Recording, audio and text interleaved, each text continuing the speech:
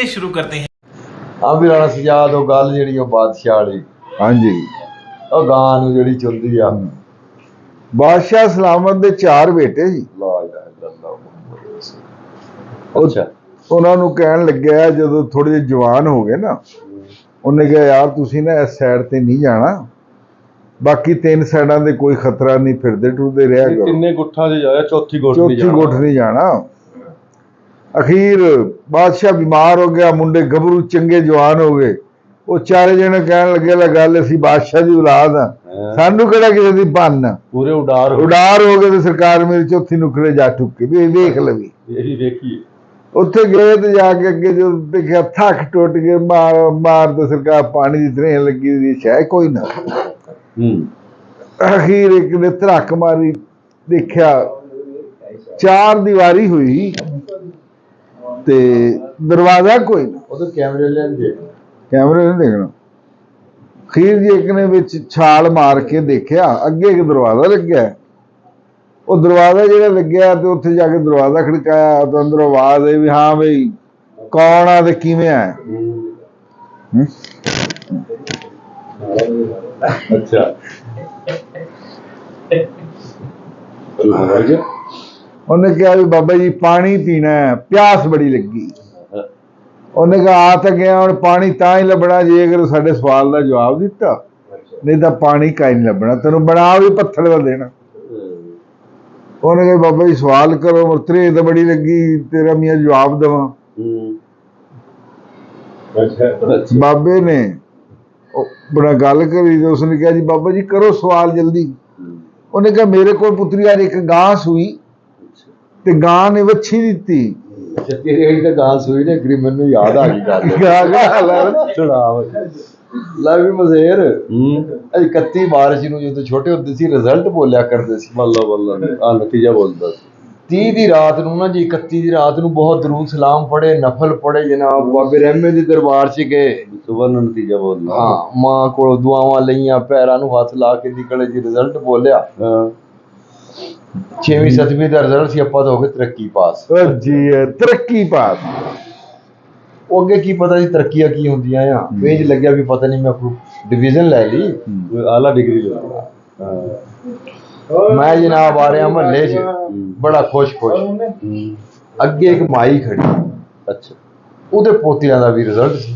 ਅੱਛਾ ਉਹਨੇ ਪੁੱਛਿਆ ਵੀ ਪੁੱਤਰਾ ਤੇਰਾ ਕੀ ਬਣਿਆ। ਮੈਂ ਕਿਹਾ ਗੱਲ ਸੁਣ ਲਾ ਤਾਈ ਬੁੜੀਏ, ਆਪਾਂ ਤੇ ਅੱਲਾ ਦੇ ਬੜੇ ਕਰਮ ਹੋਏ, ਮੈਂ ਤਾਂ ਬਾਬੇ ਰਹਿਮੇ ਦੇ ਵੀ ਕੀਆ, ਸਾਰੀਆਂ ਦੁਆਵਾਂ ਕੀਤੀ, ਆਪਾਂ ਤੋਂ ਤਰੱਕੀ ਪਾਸ। ਵਾਹ ਤਰੱਕੀ। ਮੈਂ ਪੁੱਛਿਆ ਮੈਂ ਕਿਹਾ ਜੀ ਤੁਹਾਡੇ ਨਿਆਣਿਆਂ ਦੇ ਕੀ ਬਣਿਆ। ਉਹਨੇ ਕਿਹਾ ਜੀ ਸਾਡੇ ਤਾਂ ਸਾਰੇ ਹੀ ਫੰਡਰ ਨਿਕਲੇ।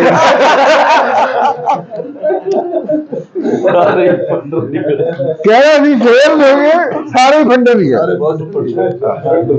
ਉਹ ਜੀ ਗਾਂ ਹੋ ਗਈ ਕੰਮ ਤਾਂ ਵੱਛੀ ਦਾ ਗਾਂ ਨੂੰ ਚੁੰਗਣਾ, ਪਰ ਗਾਂ ਵੱਛੀ ਨੂੰ ਚੁੰਗ ਰਹੀ।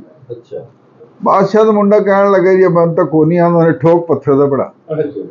ਦੂਸਰਾ ਆ ਗਿਆ, ਦੂਸਰੇ ਨੇ ਕਿਹਾ ਬਾਬਾ ਜੀ ਭਾਈ ਆਇਆ ਸੀ, ਉਹਨੇ ਕਿਹਾ ਪੱਥਰ ਦਾ ਬਣਿਆ ਹੈ। ਉਹਨੇ ਕਿਹਾ ਜੀ ਕੋਈ ਗਲਤੀ ਹੋ ਗਈ, ਮਾਫੀ ਦੇ ਦੇ, ਪਾਣੀ ਪੀਣਾ ਸੀ ਨਾਲੇ। ਉਹਨੇ ਕਿਹਾ ਸਵਾਲ ਦਾ ਜਵਾਬ ਦੇ ਤੇ ਫੇਰ। ਉਹਨੇ ਕਿਹਾ ਜੀ ਕਰੋ ਬਾਬਾ ਜੀ ਸਵਾਲ। ਉਹਨੇ ਕਿਹਾ ਮੇਰੇ ਕੋਲ ਕਾਲੇ ਸ਼ਾਹ ਰੰਗ ਦਾ ਝੋਟਾ ਖੜਿਆ, ਜਿਹੜਾ ਇਧਰੋਂ ਲੰਘਦਾ ਉਹਨੂੰ ਮਾਰਦਾ, ਜਿਹੜਾ ਇਧਰੋਂ ਆਵੇ ਉਹਨੂੰ ਹੀ ਮਾਰਦਾ। ਕਾਲਾ ਸ਼ਾਹ ਕੀ ਆਪਣੇ ਰੰਗਾ ਹੀ ਸੀਗਾ, ਆਪਣੇ ਰੰਗ ਵਾਲਾ ਬਹੁਤ ਉੱਤੇ ਨੀਲੀ ਦੇ ਆ। ਅੱਛਾ ਉਹਨੇ ਕਿਹਾ ਜੀ ਕੋਈ ਨਹੀਂ ਆਉਂਦਾ, ਉਹਨੂੰ ਵੀ ਠੋਕ, ਉਹਦੇ ਪੱਥਰ ਦਾ ਬਣਿਆ। ਪੱਥਰ ਦਾ ਬਣਾ ਦੋ। ਵਾਹ ਦੂਆ ਮੁੰਡਾ ਹੀ ਪੱਥਰ ਦਾ ਬਣਾਤਾ। ਤੀਸਰਾ ਆ ਗਿਆ ਜੀ, ਸਲਾਮ ਦੁਆ ਲਿਆ ਬਾਬਾ ਜੀ ਮੇਰੇ ਭਾਈ ਆਏ ਸੀ, ਉਹਨੇ ਕਿਹਾ ਪੱਥਰ ਦੇ ਬਣਾ ਦਿੱਤੇ। ਉਹਨੇ ਕਿਹਾ ਜੀ ਇਹਨਾਂ ਦਾ ਹੱਲ, ਉਹਨੇ ਕਿਹਾ ਹੱਲ ਇਹ ਸਵਾਲ ਦਾ ਜਵਾਬ ਦੇ, ਛੱਡਾਂਗੇ ਨਹੀਂ ਤਾਂ ਕੋਈ ਨਹੀਂ ਛੱਡਦੇ, ਮੇਰੀ ਜੂਹ ਚ ਆਏ ਤੁਸੀਂ। ਉਹਨੇ ਕਿਹਾ ਤੂੰ, ਉਹਨੇ ਕਿਹਾ ਜੀ ਪਾਣੀ ਪੀ ਨਹੀਂ ਆਇਆ ਸੀ ਨਾਲੇ ਭਰਾਵਾਂ ਨੂੰ ਛਡਾਣ। ਉਹਨੇ ਕਿਹਾ ਸਵਾਲ ਦਾ ਜਵਾਬ ਦੇ, ਨਹੀਂ ਤਾਂ ਕੋਈ ਨਹੀਂ ਛੱਡਦਾ। ਤੇ ਜੇ ਨਾ ਵੀ ਤਾਂ ਤੇਰੀ ਵਾਰੀ ਵੀ ਪੱਥਰ ਦੀ ਪੱਥਰ ਦਾ ਬਣ ਗਿਆ। ਹਾਂ ਉਹਨੇ ਕਿਹਾ ਬਾਬਾ ਜੀ ਸਵਾਲ ਕਰ। ਉਹਨੇ ਕਿਹਾ ਮੇਰੇ ਕੋਲ 3 ਕੂਏ ਆ ਕੂਆ ਇਹਨੂੰ ਕੂਏ ਨੂੰ ਪਾਣੀ ਦੇ ਰਿਹਾ, ਨਾਲ ਕਰੀਬ ਵੀ ਆ ਨੇੜੇ ਵੀ ਇਹਨੂੰ ਕੋਈ ਨਹੀਂ ਪਾਣੀ ਦੇ ਰਿਹਾ। ਉਹਨੇ ਕਿਹਾ ਜੀ ਕੋਈ ਨਹੀਂ ਆਉਂਦਾ, ਉਹਨੂੰ ਪੱਥਰ ਦਾ ਬਣਾ। ਚੌਥਾ ਆ ਗਿਆ, ਆਇਆ ਬਾਬੇ ਨੂੰ ਕਹਿਣ ਲੱਗਾ ਬਾਬਾ ਜੀ ਮੇਰੇ ਭਾਈ ਆਏ, ਉਹਨੇ ਕਿਹਾ ਪੱਥਰ ਦੇ ਬਣਾ। ਉਹਨੇ ਕਿਹਾ ਫੇਰ ਉਹਦੇ ਕੋਲ ਹੱਲ। ਉਹਨੇ ਕਿਹਾ ਜੀ ਸਵਾਲ ਦਾ ਜਵਾਬ ਦੇ ਤੇ ਛੱਡ ਦੀ, ਨਹੀਂ ਤਾਂ ਕਾਈ। ਉਹਨੇ ਕਿਹਾ ਬਾਬਾ ਜੀ ਕਰੋ ਸਵਾਲ, ਘਰ ਜਾਈਏ ਤੇ ਮੁਸੀਬਤ ਇਹ ਵੀ ਮੈਂ ਇਕੱਲਾ ਜਾਵਾਂ ਤੇ ਫਿਰ ਫਸ ਗਏ। ਬੁੜੇ ਨੇ ਲਿੱਤਰ ਕੱਢ ਲੈਣਾ ਵੀ ਇਹ ਕਿਤੇ ਗਿਆ, ਭਰਾ ਗੁੰਮ ਹੋ ਗਏ।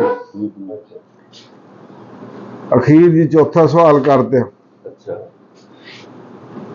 ਉਹਨੇ ਕਿਹਾ ਮੇਰੇ ਕੋਲ ਇੱਕ ਹੰਸ ਜਾਨਵਰ ਆ, ਇੱਕ ਕਾਂ ਜਾਨਵਰ ਆ। ਉਹਨੇ ਕਿਹਾ ਵੀ ਹੰਸ ਜਾਨਵਰ ਕਾਂ ਦੀ ਖਿਦਮਤ ਕਰ ਰਿਹਾ। ਉਹਨੇ ਕਿਹਾ ਜੀ ਮੈਨੂੰ ਨਹੀਂ ਪਤਾ ਇਸ ਗੱਲ। ਚੌਥਾ ਹੀ ਪੱਥਰ ਦਾ ਬਣਾ ਦਿੱਤਾ। ਉਸ ਤੋਂ ਬਾਅਦ ਬਾਦਸ਼ਾਹ ਨੇ ਸੋਚਿਆ ਵੀ ਗੱਲ ਇਹ ਅਸਰ ਦੀ ਟਾਈਮ ਹੋ ਗਿਆ, ਵੀ ਲੱਗਦਾ ਅੱਜ ਸਾਲੇ ਨਾਲ ਉਧਰ ਚਲੇ ਗਏ, ਜਿਹੜੇ ਆਏ ਨਹੀਂ ਹੁਣ ਤੀ ਬੁੱਝ ਗਏ ਵੀ ਮੈਂ ਆਪ ਸੁਰ ਕਰਾਂ। ਵਜ਼ੀਰ ਨੂੰ ਕਿਹਾ ਜਰਾ ਘੋੜੇ ਤੇ ਕਾਠੀ ਕੁੱਠੀ ਪਵਾ ਨਾ ਕੋਲ, ਮੈਂ ਚੱਲਿਆਗਾ। ਘੋੜੇ ਦੀ ਟੈਟ ਕਰ ਨਿਕਲ ਗਿਆ। ਜਾ ਉੱਥੇ ਦੇਖਿਆ ਬਾਹਰ ਘੋੜੇ ਆਪਣੇ ਹੀ ਖੜੇ, ਅੱਗੇ ਜੀ ਛਾਲ ਮਾਰੀ ਅੰਦਰ। ਬਾਬਾ ਜੀ ਨੂੰ ਕਿਹਾ ਬਾਬਾ ਜੀ ਸਲਾਮ ਅਲੈਕੁਮ। ਉਹਨੇ ਕਿਹਾ ਜੀ ਵਾਲੇਕੁਮ ਸਲਾਮ। ਉਹਨੇ ਕਿਹਾ ਬਾਬਾ ਜੀ ਮੇਰੇ ਬੱਚੇ ਆਏ ਤੇ ਗਲਤੀ ਹੋ ਗਈ, ਮੈਂ ਮੀਆਂ ਬਜ਼ੁਰਗ ਬੰਦਾ, ਮੈਂ ਵੀ ਤੇ ਸਿਆਣੀ ਉਮਰ ਆ ਤੇ ਮੀਆਂ ਮਾਫੀ ਦੇ। ਉਹਨੇ ਕਿਹਾ ਨਾ, ਉਹਨੇ ਕਿਹਾ ਇੱਕ ਸਵਾਲ ਦਾ ਇੱਕ ਮੁੰਡਾ ਲੱਭਣਾ, ਜਵਾਬ ਦੇਗਾ ਜੀ, ਨਹੀਂ ਤੇ ਤੈਨੂੰ ਵੀ ਪੱਥਰ ਦਾ ਬਣਾ ਦੇਣਾ। ਇੱਕ ਜਵਾਬ ਦੇਈ ਜਾ, ਹਾਂ ਮੁੰਡਾ ਬੰਦੇ ਬਣਵਾਈ, ਇੱਕ ਮੁੰਡਾ ਲਈ ਜਾ। ਤੇ ਜੇ ਉਹਨੇ ਸੋਚਿਆ, ਬਾਦਸ਼ਾਹ ਨੇ ਕਿਹਾ ਬਾਬਾ ਜੀ ਗੱਲ ਇਹ, ਜੇ ਮੇਰੇ ਬੱਚੇ ਨਹੀਂ ਛੁੱਟਦੇ ਮੈਨੂੰ ਦੱਸ ਵੀ ਮੇਰੀ ਬਾਦਸ਼ਾਹੀ ਕਿਸ ਕੰਮ, ਤੇ ਇਸ ਤੋਂ ਬਿਹਤਰ ਹੈ ਤੂੰ ਮੀਆਂ ਸਵਾਲ ਕਰ, ਜੇ ਆਪਣਾ ਆਏ ਜਵਾਬ ਤੇ ਛੱਡ ਦੀ, ਨਹੀਂ ਆਈ ਤੇ ਮੈਨੂੰ ਪੱਥਰ ਦਾ ਬਣਾ ਦੇ, ਆਪੇ ਦੇ ਕੁੱਤੇ ਖਾਣ ਬਿੱਲੇ ਖਾਣ ਦੌਲਤ ਨੂੰ।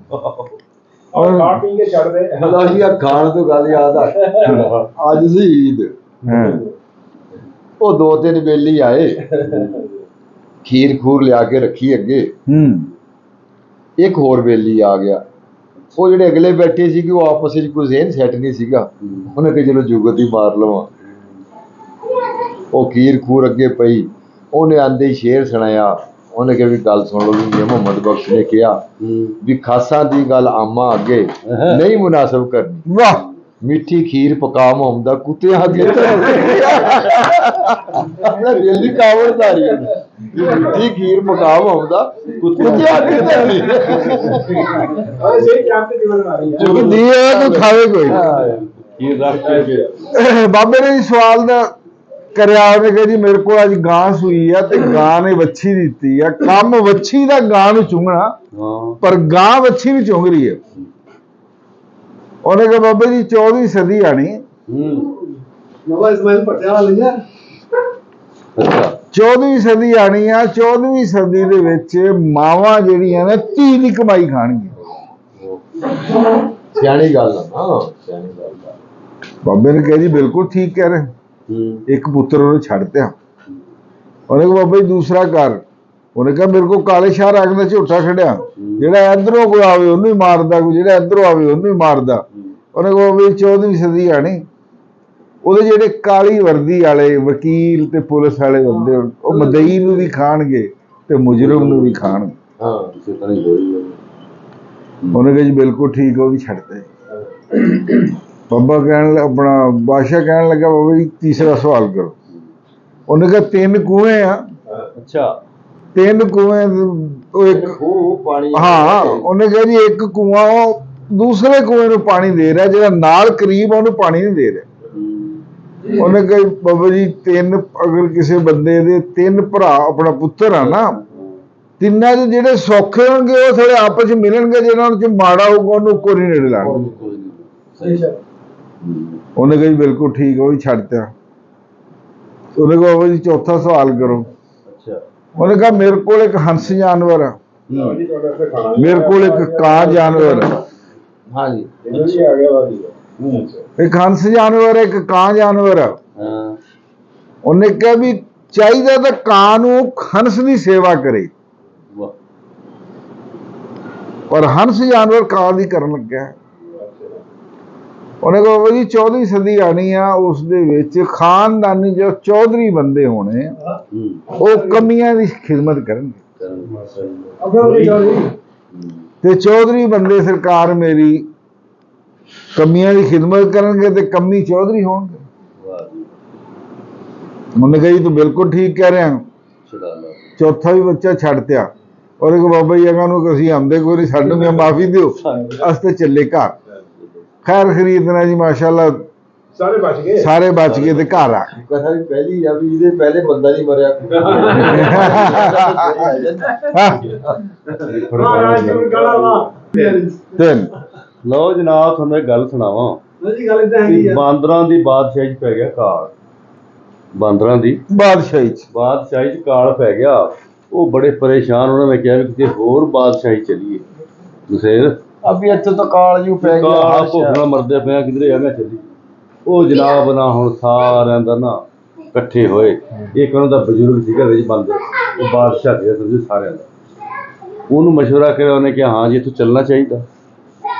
ਉਹਨੇ ਜਨਾਬ ਮੇਰੀ ਨਾਲ ਕਿਹਾ ਵੀ ਚੱਲੋ ਨਾ, ਪਹਿਲਾਂ 2 ਬਾਂਦਰ ਨਾ ਜਾ ਕੇ ਅਗਲੇ ਉਸ ਦਾ ਨਾ ਰਿਆਸਤ ਦਾ ਪਤਾ ਕਰਕੇ ਦੇਖੋ ਆਓ। ਵੀ ਉੱਥੇ ਕੀ ਖਾਣ ਕੀ ਪੀਣ ਹਾਲਾਤ।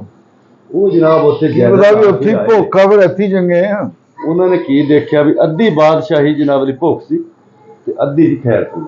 ਹਾਂ, ਉਹਨਾਂ ਨੇ ਆ ਕੇ ਜਨਾਬ ਦੱਸਿਆ ਉਸ ਆਪਣੇ ਬੁੱਢੇ ਬਾਂਦਰ ਨੂੰ ਵੀ ਜਨਾਬ ਅੱਧੀ 'ਚ ਖੈਰ ਸੱਲਾ ਆ ਤੇ ਅੱਧੀ 'ਚ ਭੁੱਖ।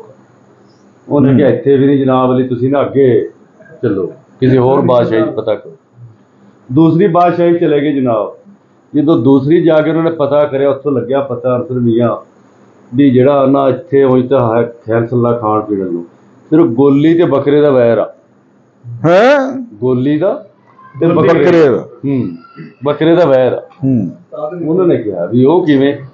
ਉਹਨੇ ਕਿਹਾ ਉਹ ਇੰਝ ਆ ਵੀ ਜਨਾਬ ਮੇਰੀ ਜਿਹੜੇ ਨਾ ਬਾਦਸ਼ਾਹ ਦੀ ਗੋਲੀ, ਹਾਂ ਉਹ ਅੰਦਰੋਂ ਸਮਾਨ ਲੈ ਕੇ ਆਂਦੀ ਹੈ ਨਾ, ਜਦੋਂ ਕੋਈ ਕੂੜਾ ਕ੍ਰਿਕਟ ਹਾਂ ਬਾਹਰ ਬੱਕਰਾ ਬੰਨਿਆ ਹੋਇਆ ਬੂਹੇ ਤੇ ਜਾਂ ਨਿਕਲਦੀ ਜਨਾਬ, ਉਹ ਟੱਕਰ ਮਾਰਦਾ ਉਹਨੂੰ, ਵੈਰ ਆ ਮਸਲ, ਉਹਨੇ ਉਹਨੂੰ ਠੋਕਰੀ ਮਾਰਨੀ ਹੁੰਦੀ।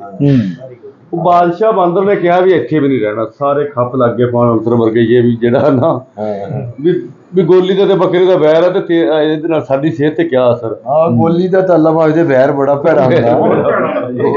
ਗੋਲੀ ਜਿਹੜੀ ਆ ਗੋਲੀ ਅੱਲਾ ਮਾਰ ਕੇ ਅੱਛਾ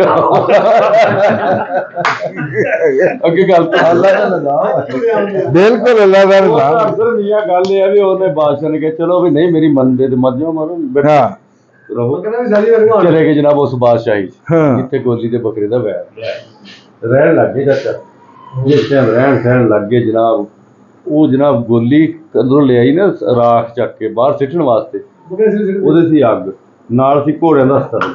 ਉਹ ਜਦੋਂ ਬਾਹਰ ਨਿਕਲੀ ਜੋ ਮਾਰੀ ਨਾ ਟੱਕਰ ਬੱਕਰੇ ਨੂੰ, ਉਹ ਜਨਾਬ ਟੋਕਰੀ ਹੋ ਜਾ ਵਾਹ ਉਹ ਪਤੰਗੇ ਉੱਡੇ ਜਨਾਬ ਲਈ ਅੱਗ ਦੇ ਤੇ ਉਹ ਜਨਾਬ ਪੈ ਗਏ ਘੋੜਿਆਂ ਦੇ ਅੱਗ ਲੱਗ ਗਈ। ਥੋੜੀ ਛੁੜੀ ਪਈ ਘੋੜੇ ਜ਼ਖਮੀ ਹੋ ਗਏ, ਘੋੜੇ ਜ਼ਖਮੀ ਹੋ ਗਏ ਤੇ ਜਨਾਬ ਬਾਦਸ਼ਾਹ ਨੇ ਬੜੇ ਬੜੇ ਹਕੀਮ ਡਾਕਟਰ ਬੁਲਾਏ। ਉਹਨਾਂ ਨੂੰ ਜਨਾਬ ਪੁੱਛਿਆ ਵੀ ਇਹ ਸਾਡੇ ਬੜੇ ਕੀਮਤੀ ਘੋੜੇ ਆ, ਜੰਗਜੂ ਘੋੜੇ ਸੀ, ਇਹਨਾਂ ਦਾ ਇਲਾਜ ਬੜੇ ਬੜੇ ਹਕੀਮਾਂ ਨੇ ਕਰਿਆ, ਕੋਈ ਨਾ ਸੂਤਾ ਵੇ। ਇੱਕ ਹਕੀਮ ਆਇਆ ਜਨਾਬ, ਹਾਕੀ ਵਰਗਾ, ਉਹਨੇ ਜਨਾਬ ਕਿਹਾ ਵੀ ਗੱਲ ਇਹ ਆ ਵੀ ਇਹਨਾਂ ਦੀ ਮੈਂ ਦਵਾਈ ਬਣਾ ਦੂੰਗਾ, ਲੇਕਿਨ ਬਾਂਦਰਾਂ ਦੇ ਖੂਨ 'ਚ ਬਣੇ, ਬਾਂਦਰਾਂ ਦੇ ਖੂਨ 'ਚ ਬਣਨੀ ਦਵਾਈ। ਬੜਾ ਭੈਣ ਜੀ ਲਓ ਜੀ ਫੌਜਾਂ ਨੇ ਚਾੜਤੀਆਂ ਬਾਦਸ਼ਾਹ ਨੇ, ਬਾਂਦਰ ਤਲਾਸ਼ ਕਰੋ। ਬਾਂਦਰ ਤਾਂ ਪੂਰੀ ਬਾਦਸ਼ਾਹੀ ਆਈ ਪਈ ਸੀ ਉੱਧਰ।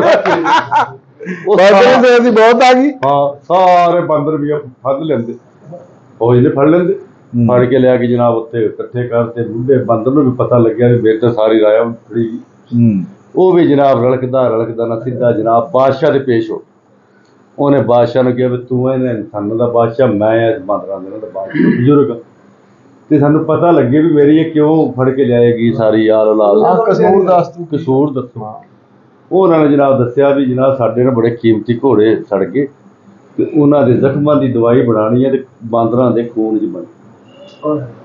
ਉਹਨੇ ਕਿਹਾ ਫਿਰ ਤੁਸੀਂ ਇੰਝ ਕਰੋ ਜੀ, ਇੱਕ ਮਸ਼ਵਰਾ, ਮੈਨੂੰ ਵੀ ਕੈਦ ਕਰ ਲਓ। ਉਹ ਬੁੱਢੇ ਬਾਂਦਰ ਨੇ ਕਿਹਾ, ਸਿਆਣੇ ਨੇ ਜਿਹਨੇ ਰੋਕਿਆ ਸੀ ਵੀ ਸਹੁਰੇ ਨਾਲ ਇੱਥੇ ਰਹੋ। ਸਹੀ। ਉਹਨੇ ਕਿਹਾ ਮੈਨੂੰ ਵੀ ਜਨਾਬ ਲਈ ਨਾਲ ਇੱਥੇ ਤੁਸੀਂ ਕੈਦ ਕਰ ਲਓ।